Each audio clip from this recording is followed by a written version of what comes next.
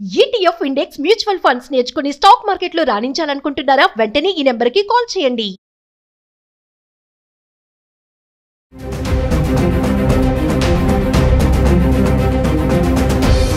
నమస్కారం, నేను మీ సంగీత.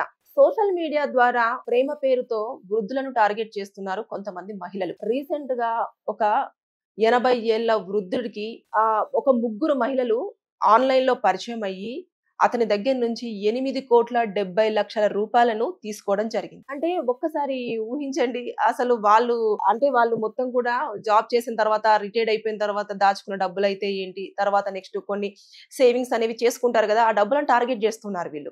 ఇతనికి ఎలా ఆ ముగ్గురు మహిళలు పరిచయం అయ్యారు అని అంటే, ఫేస్బుక్ లో షార్వి అని చెప్పేసి ఒక ఫ్రెండ్ రిక్వెస్ట్ రావడం జరిగింది. అతను ఆ ప్రొఫైల్ ఓపెన్ చేసి చూడంగానే ఒక అందమైన అమ్మాయి ఫోటో కనిపించింది. ఇమీడియట్ గా అతను యాక్సెప్ట్ చేశాడు. చేసిన తర్వాత ఇంకా దాంట్లో వాళ్ళు చాటింగ్ చేసుకోవడము, కాల్స్ చేసుకోవడము, వీడియో కాల్స్ మాట్లాడుకోవడం, ఇలాంటివన్నీ కంటిన్యూ అవుతూ వస్తున్నాయి. అయిన తర్వాత కొన్ని రోజుల తర్వాత ఈ షార్వి ఏం చెప్పడం స్టార్ట్ చేసిందంటే, నాకు చాలా కష్టంగా ఉంది ఇంట్లో, నా భర్త నన్ను వదిలేశాడు, నాకు 2 పిల్లలు ఉన్నారు, వారిని చూసుకోవడానికి నాకు ఇబ్బందిగా ఉంది, నేను వారిని చదివిపించాలి, వారిని ఏదో ఒక స్థాయిలోకి తీసుకురావాలి, నాకు డబ్బులు చాలా కష్టం అవుతుంది అని చెప్పేసి ఇదంతా ఏడుస్తూ చెప్పుకోవడము, తర్వాత నెక్స్ట్ ఎమోషన్ గా ఎక్కువగా కనెక్ట్ అయిపోయినట్టు యాక్ట్ చేయడము, లవ్ యూలు చెప్పడము, ఇవన్నీ చెప్పడం తోటి నీకు ఎన్ని డబ్బులు కావాలి అని చెప్పేసి అతను కొంత అమౌంట్ అనేది వేస్తూ రావడం జరిగింది. అట్లా ఓన్లీ షార్వీకే 2 కోట్ల రూపాయల వరకు అతని అకౌంట్ నుంచి ఈవిడకి పంపించడం అనేది జరిగింది. ఇక దాంతో ఆగలేదు ఇతను, ఇంకొక 2 అమ్మాయిలు కూడా,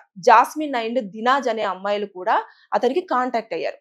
అయిన తర్వాత వారితో కూడా పరిచయం పెంచుకున్నాడు. అదే విధంగా వారితో చాటింగ్ చేయడం, కాల్స్ మాట్లాడడం అలా చేస్తున్నప్పుడు వారు కూడా నెమ్మదిగా డబ్బులు అడగడం అనేది స్టార్ట్ చేశారు.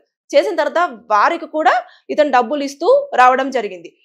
వాళ్ళు డిమాండ్ చేసే స్థాయికి కూడా వచ్చారు ఈ ఇద్దరు కూడా. ఆవిడైతే ఎవరైతే ఉన్నారో ముందు షార్వి, తనకు సంబంధించిన 2 కోట్లు తీసుకుంది, గమ్మునైపోయింది, మాట్లాడినప్పుడల్లా మాట్లాడుతుంది, ఇంకా వదిలేస్తుంది అంతే.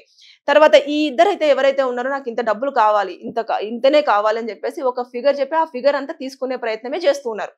చేసిన తర్వాత అతని దగ్గర ఉన్న డబ్బులన్నీ కూడా అయిపోయినాయి. అయిపోయిన తర్వాత అతను వాళ్ళ కొడుకుకు ఫోన్ చేసి, నాకు ఇట్లా కొంచెం డబ్బులు అవసరం ఉంది, నాకు ఒక 2 లక్షల వరకు డబ్బులు కావాలి అని చెప్పేసి అన్న తర్వాత, ఎందుకు దేనికి అని చెప్పేసి అడిగితే, నాకు పని ఉంది అని అంటే, సరే అని చెప్పేసి కొడుకు అతను అడిగిన అమౌంట్ అనేది అకౌంట్ లో వేశాడు. వేసిన తర్వాత ఆ అకౌంట్ లో వేసిన కొద్దిసేపటి తర్వాతనే అది వేరే అకౌంట్ కి, అంటే ఎవరైతే వీళ్ళు ఉన్నారో వాళ్ళకు పంపించడం జరిగింది. తర్వాత మళ్ళొక వారం రోజుల్లోనే వాళ్ళ కోడలికి ఫోన్ చేశాడు.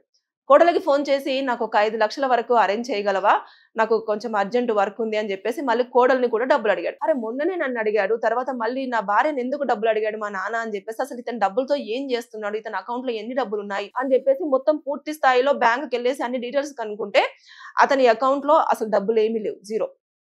తర్వాత నెక్స్ట్ ఇతను వేసిన డబ్బులు కూడా రీసెంట్ గానే వేరే అకౌంట్ కి ట్రాన్స్ఫర్ అయినట్టుగా చూపించాయి. నాన్న ఈ డబ్బులని నువ్వేం చేస్తున్నావు, ఎవరికి ఇస్తున్నావు అని అంటే, అప్పుడు వాళ్ళ నాన్న ఇదంతా కూడా చెప్పడం జరిగింది. చెప్పిన తర్వాత, నువ్వు మోసపోతున్నావు, వాళ్ళంతా ఇలాగే నిన్ను ట్రాప్ చేస్తూ ఉంటారు అని చెప్పేసి అప్పుడు వెళ్ళి పోలీస్ స్టేషన్ లో కంప్లైంట్ ఇవ్వడం అనేది జరిగింది.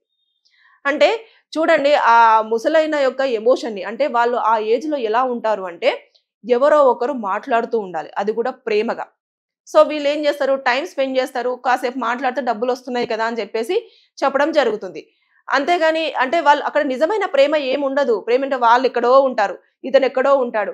80 ఏళ్ల వృద్ధుని 25, 30 ఏళ్ల వాళ్ళు లైక్ చేస్తున్నారంటే ఏ కారణంగా చేస్తారు? అతని అకౌంట్ ముందే అన్ని డీటెయిల్స్ అన్ని తీసుకుంటారు. ఏం వర్క్ చేస్తున్నారు, ఏంటి, ఎప్పుడు రిటైర్డ్ అయిపోయారు, ఎంత మనీ వచ్చింది, ఇవన్నీ వాళ్ళకు తెలిసిన తర్వాతనే వాళ్ళు ట్రాప్ చేయడం అనేది జరుగుతుంది. అంటే సోషల్ మీడియాలో పరిచయాలు అనేవి ఎంత భయంకరంగా తయారయ్యారంటే, ఓన్లీ వాళ్ళ దగ్గర ఉన్న డబ్బుల్ని వసూలు చేసుకోవడము, లేదంటే బ్లాక్ మెయిలింగ్ చేయడము, ఇలాంటివే ఎక్కువగా మనము ప్రైవసీ మెయింటైన్ చేస్తుంటాము. దాన్ని ఈ మధ్య కాలంలో వదిలేస్తున్నారు అందరు. సోషల్ మీడియాలో పరిచయం అవ్వగానే డీటెయిల్స్ అని చెప్పడము, లేదంటే వెళ్ళి కలవడము, ఏదో ఒక దాంట్లో ఇరుక్కోవడము, ఇబ్బంది పడడము, లేదంటే అక్కడ ప్రాణాలు కోల్పోవడం, ఇలాంటివన్నీ ఎక్కువగా ఈ రోజుల్లో జరుగుతూనే ఉన్నాయి. అయినా సరే అవన్నీ ఏమి పట్టించుకోకుండా ఇది ఎక్కువగా టార్గెట్ అవుతున్నది యంగ్స్టార్స్ అండ్ వృద్ధులే. వాళ్ళు తొందరగా నమ్ముతారు మనుషుల్ని. అందుకోసం అని చెప్పేసి ఇప్పుడు చూడండి, ఈ 80 ఏళ్ల వృద్ధుడికి వైఫ్ లేదు, చనిపోయింది. ఎప్పుడో చనిపోగానే అతను సింగిల్ గా ఉంటాడు కాబట్టి ఫేస్బుక్ లో అందమైన అమ్మాయి ఫ్రెండ్ రిక్వెస్ట్ పెట్టగానే యాక్సెప్ట్ చేసేసాడు. కానీ తర్వాత తరుణం చూసినారా, 8,70,00,000 అంటే ఒక్కసారి ఇమాజిన్, అవి మళ్ళీ మనం ఎంత కష్టపడితే తిరిగి తీసుకోగలం?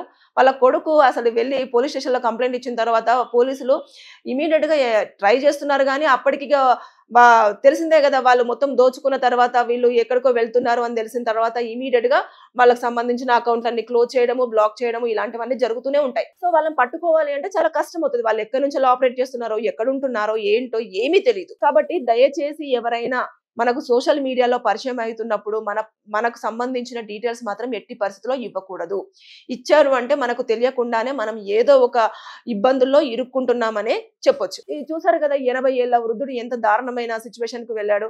మానసికంగా ఇబ్బంది పడ్డాడు. అదే విధంగా కొడుకు దగ్గర పరువు పోగొట్టేసుకున్నాడు, కోడల దగ్గర పరువు పోగొట్టేసుకున్నాడు. ఇప్పుడు పోలీస్ స్టేషన్ల చుట్టూ తిరగడం జరుగుతుంది. అంటే అతను సంపాదించుకున్న డబ్బంతా కూడా ఇప్పుడు హ్యాపీగా కాలు మీద కాలేసుకొని బ్రతకొచ్చు. అలాంటి డబ్బులన్నీ తీసుకెళ్లి ఎవరో ఇలా కష్టం ఉంది, ఇలా ఉంది, I love you, I miss you, నేను మిమ్మల్ని పెళ్లి చేసుకుంటాను మీరు ఒప్పుకుంటే, ఇలాంటివన్నీ మాటలు వాళ్ళకు చెప్పడంతో ఇమీడియట్ గా అట్రాక్ట్ అయిపోవడము, వారి దగ్గర ఉన్న డబ్బులన్నీ కూడా వేస్తూ రావడం జరిగింది. అంటే మొత్తం పోలీసులు ఎంక్వైరీ చేస్తే అతను ఆ ముగ్గురికి కూడా 734 సార్లు ఇతని అకౌంట్ నుంచి వెళ్ళి వాళ్ళకు ముగ్గురికి కలిపి అన్ని సార్లు డబ్బులు పంపించినట్టుగా అందులో వాళ్ళ ఎంక్వైరీలో తేలింది. అంటే చూడండి, ఆ ముసలైన ఈ ఏజ్ లో ఎవరు లవ్ చేస్తారు అని చెప్పేసి అనుకోలేదు. మనవరాలు ఏజ్ ఉంటుంది అని చెప్పేసి కూడా అనుకోలేదు. అలా అనుకోకుండా ప్రేమ అనంగానే నమ్మేశాడు, మోసపోయాడు. అది కూడా డబ్బులు మోసపోయాడు, దాంతో పాటు ఎమోషన్ గా బాండ్ పెంచుకున్నాడు కదా. అంటే వాళ్ళు ఎవరో తెలియదు కానీ నిజంగానే మాట్లాడుతున్నారు, నన్ను నిజంగానే కన్సర్న్ చేస్తున్నారు, నిజంగానే వాళ్ళు నాకు ఎమోషన్ గా కనెక్ట్ అవుతున్నారు అని చెప్పేసి అనుకొని ప్రతిదీ షేర్ చేసుకుంటూ వస్తూ ఉండడంతో వాళ్ళు చాలా చక్కగా నీట్ గా మోసం చేస్తూ వచ్చారు. వచ్చిన తర్వాత వాళ్ళు ఏం చేశారు, ఒక ఫిగర్ పెట్టడం, ఇంకా నాకు ఇంత కావాలి, 5 లక్షలు కావాలంటే 5 లక్షలు కావాలి, 5 లక్షల కంటే తక్కువ అంటే కుదరదని చెప్పేసి. అంటే ఇలాంటివన్నీ వాళ్ళు భయపడిపోతూ ఉంటారు. ఎవరితో చెప్పుకోలేని సిచ్యువేషన్ కూడా ఆ ఏజ్ లో వాళ్ళు ఇంకా ఎవరితో చెప్పుకోరు. చూసారు కదా, అంటే కొడుకు దగ్గరనే అప్పు తీసుకునే స్థాయికి అతను రావడం జరిగింది, కోడలు అడగడం జరిగింది. ఇవన్నీ కూడా చూస్తూ ఉంటే జాగ్రత్త.